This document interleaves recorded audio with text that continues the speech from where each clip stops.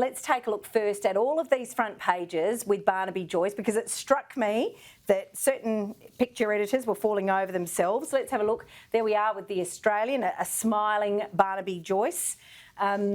Let's go through. I think we've got the Herald Sun there as well.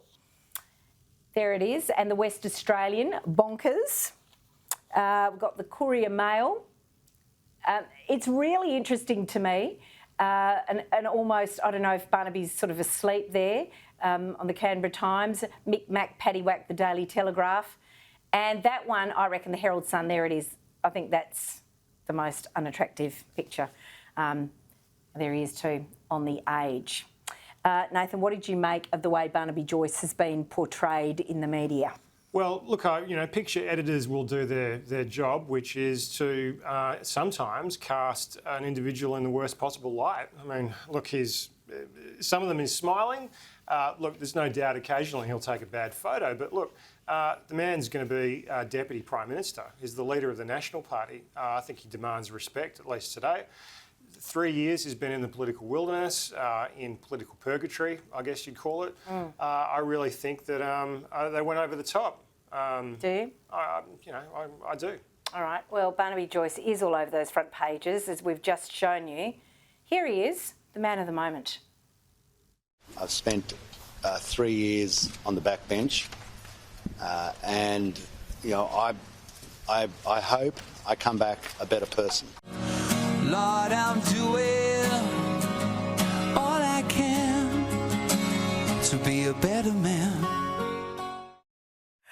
There he is. He's back. He is reborn. I couldn't help, and thank you to Chloe, the producer of this program. I couldn't help but a little bit of Robbie Williams when I heard him say that.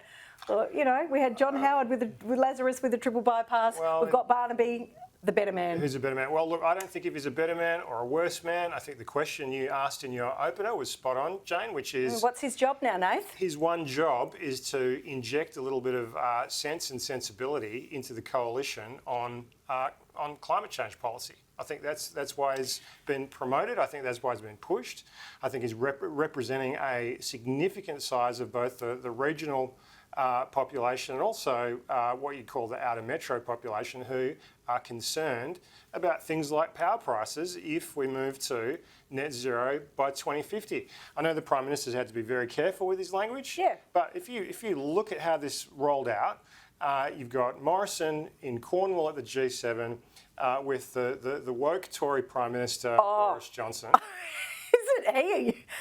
Well, I was in England last year, and I note that Mrs. Johnson is very green, and you talk to the people of London, and they are, many of them, the cabbies despair at what it's going to cost them.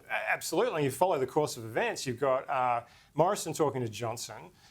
You've got them all talking nice about decarbonising our economies, which, to be honest, is going to cost Australia an enormous amount of money for something that we don't contribute to as much as those European, British or American economies, let alone China.